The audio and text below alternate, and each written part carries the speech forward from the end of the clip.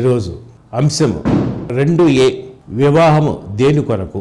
2లో 3 భాగాలు ఉన్నాయి.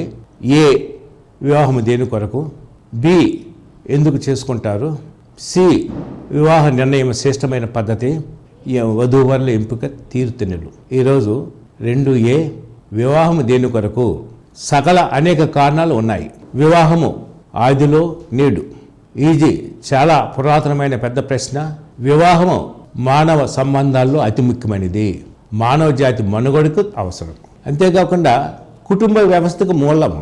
వివాహం అనేది ప్రకృతి ధర్మే కాకుండా దైవ నిర్ణయము, దైవ స్థాపితము, దేవుని ఏర్పాటు, దేవుని పిలుపు, మానవుల బాధ్యత. సృష్టి ఆది నుండి కూడా లోకాంతం వరకు మానవుల మహాయాత్ర.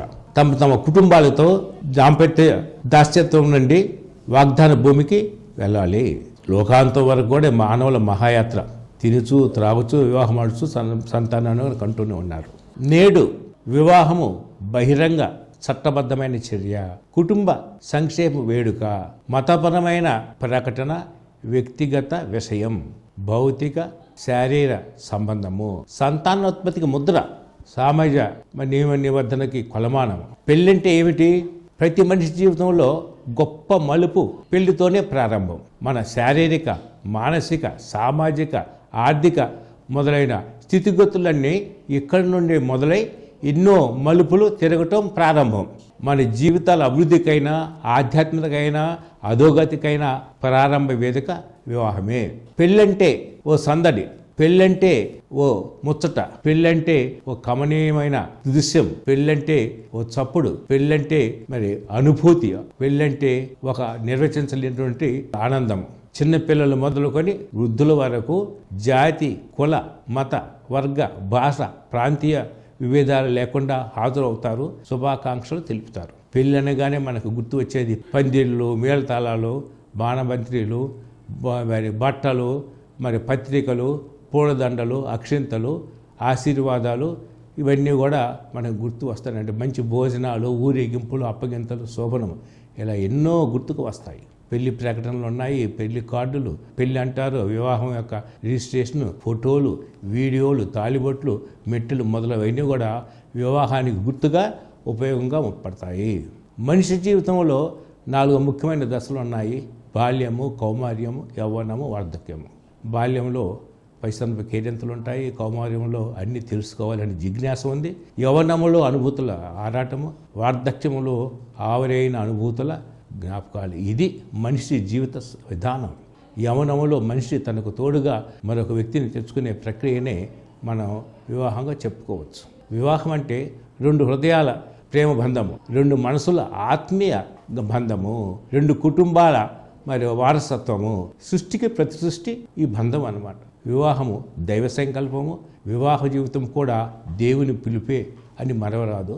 మానవులు నిలుపుటకు మరి కలుపుతుంది, స్వీకరించాలా, దాన్ని బాధ్యత వహించాలి.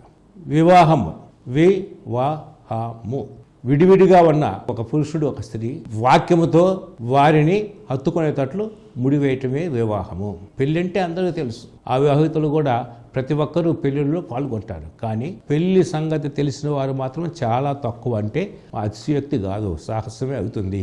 ఇప్పటికీ ప్రతిరోజు వందల వేలు పెళ్లిళ్ళు జరుగుతూనే ఉన్నాయి. ప్రపంచమంతా జరుగుతూనే ఉన్నాయి. పెళ్లి తెలిసిన వారు పెళ్లి చేసుకొని జీవిస్తున్న వాళ్ళు ఉన్నారు, పెళ్లి చేసుకొని వియోగంలో ఉన్నారు.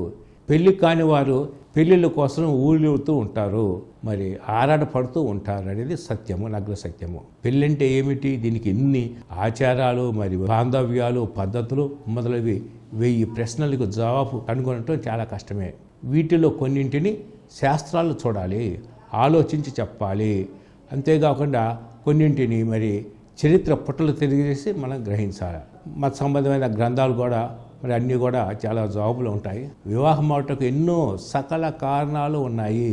There is every reason to marry. మనిషి ఒంటరిగానే పుడతాడు, ఒంటరిగానే మరణిస్తాడు. వాటి రెండింటికి మధ్య మనిషి జీవితం శాశ్వత అనుబంధంకయ్య తప్పిస్తూ అన్వేషిస్తాడు, ఆరాటపడతాడు, ట్రాకులాడుతాడు. మానవ సృష్టి అద్భుతంగా ఉంటుంది. మానవ విషయాల్లో ప్రధానమైనవి పురుషునికి స్త్రీ, స్త్రీకి పురుషుడు. స్త్రీ పురుషుల కలయికలో సుఖ సంతోషాలు ఉన్నవి. ఈ సుఖానికి లొంగే బిడ్డలను కని దేవుని సృష్టి కార్యానికి సహకరిస్తారు. అన్ని యుగాల్లో స్త్రీ పురుషులకు 2 ప్రధానమైన ఆలంబనాలు కనబడతాయి. 1 వివాహము, 2 ఇల్లు. ప్రేమ, సహకారము, సానుభూతి లేకుండా ఎవ్వరూ కూడా బ్రతకలేరు. ఒంటరితనాన్ని సహించలేరు. నాకు చేదోడు వాడుగా ఒకరు ఉన్నారనే భరోసా కావాలి. జతకట్టడం ప్రకృతి పని, పెళ్ళంటే మరి మనిషి పని. ఇది వివాహం అనేది ఆలోచనతో కూడిన చేయవలసిన నిర్ణయము.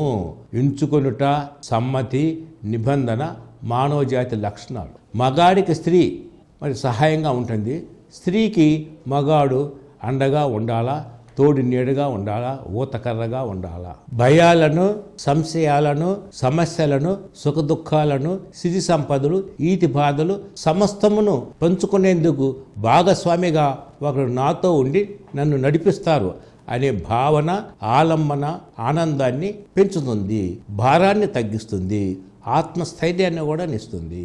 కానీ నేడు వివాహం పోరాటంగా మారింది. 1000 ఏళ్ల పంట కాదు, 1000 ఏళ్ల తంట, 1000 ఏళ్ల వంట అని దంపతులు పులికేక. స్వదేశ అభిమానము, దేశభక్తి పరమైనటువంటి భావాలు. కారణాలు ఏమిటంటే వారసత్వం కొరకు భూమిని నింపే ప్రక్రియలో సృష్టికి ప్రతిష్ఠిగా వివాహముగా ఉన్నది. మానవ సంబంధము పంచుకునేందుకు ప్రక్రియకు వివాహం చాలా అవసరము. వివాహము ఒక గొప్ప దివ్య సంస్కారము, లోక కళ్యాణముకు వాహనము. వివాహము ఒక ఆధ్యాత్మిక ప్రయాణం. స్త్రీ పురుష తత్వాల కలయిక, ఐక్యత వల్ల ప్రతి ఇల్లు భూలోక స్వర్గం అవుతుంది. పవిత్ర ద్వారానే సంతోషము, సుఖము, ఆనందం ఉంటుంది. భౌతిక, ఆర్థిక, మానసిక, ఆధ్యాత్మిక విజయం అనేది కూడా వివాహం ద్వారానే మనకు జరుగుతుంది. వివాహములో ప్రేమ ఉంటుంది, పవిత్రత, ఐక్యత, పుష్పాలు ఫలించుట ఇవన్నీ ఉంటాయి. అంతేకాకుండా గురుత్వము, వివాహము ఇతరుల శ్రేయస్సు కొరకు, రక్షణ కొరకు కోరతాయి. అవి ప్రత్యేక వ్యక్తిగత రక్షణకు తోడ్పడతాయి. అవి ఒక ప్రత్యేక బాధ్యతనిచ్చి దైవ ప్రజల్ని నిర్మించమని ఆశిస్తాయి. అందువల్ల వివాహం అనేది దైవ పిలుపు, మానవుల యొక్క బాధ్యత. వివాహం యొక్క ఉన్నత ధ్యేయాలు ఏమిటి? ఉన్నత ధ్యేయము ఏంటంటే మోక్షానందము, నిత్య జీవము. మరి సోక్రటీస్ మనకు తెలిసిన విషయమే. సోక్రటీస్ ఏం చేశారు? గ్రీకు తత్వవేత్త. ఏమన్నారంటే ఆయన శిష్యులు ఒకసారి మరి గురువు దగ్గరికి వచ్చి, అయ్యా తాము వివాహం చేసుకున్నటయా మానుటియా అని ప్రశ్నింపగా మరి సోక్రటీస్ తత్వశాస్త్ర ఏమన్నాడంటే వివాహం ఆడటం మంచిది అని చెప్పగా, అయ్యా అమ్మగారు గయ్యాలి కదా అని సందేహం వెలుపుచ్చుగా, అందుకు సోక్రటీసు గుణవతి అయిన భార్య దొరికిన భోగిగా లేని ఎడల వేదాంతిగా, యోగిగా మారవచ్చును అని సమాధానం ఇచ్చారు. అందువల్ల ఉభయతారకముగా వివాహం ఆడుట చాలా మంచిదని శిష్యుల యొక్క సందేహాన్ని నివృత్తి చేశారు. గమనిక, వివాహం చేసుకోవటం చాలా మంచి నిర్ణయము. నమ్మకత్వానికి, శాశ్వత బంధానికి, మానసిక, సామాజిక, ఆర్థిక భద్రతకు అది భరోసా ఇస్తుంది, కల్పిస్తుంది అని చెప్పవచ్చును. మానవ సేవ, జీవసేవకు ఇది మూలము వివాహము. కానీ ఎవరిని పడితే వారిని ఎప్పుడు పడితే అప్పుడు వివాహం చేయటం కుదరదు. మరి సరైన పరిపక్వత ఉండాలా, తగిన వయసు ఉండాలా, ఒక కాలము, సమయం ఉన్నది, తగిన ఎంపిక కూడా ఉండాలా. ఇది ఆలోచనతో కూడిన నిర్ణయము. ఆవేశం పనికిరాదు, నియమ నిబంధనలు కలవు. దానికి తగిన వివాహ సిద్ధపాటు చాలా చాలా అవసరము.